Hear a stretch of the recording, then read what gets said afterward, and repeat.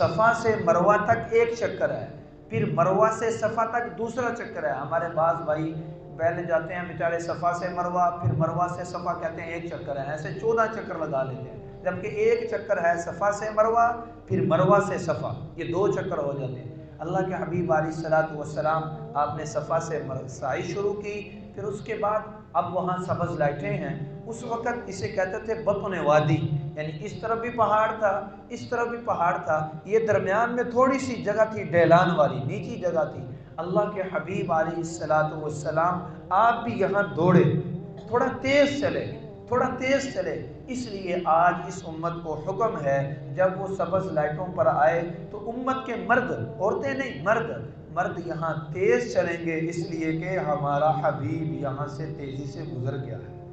ہمیں بھی حکم ہے، ہم بھی یہاں سے گزریں گے، ہم تیزی سے چلیں گے۔ حکمت سمجھ میں آئے یا نہ آئے ہم نہیں جانتے،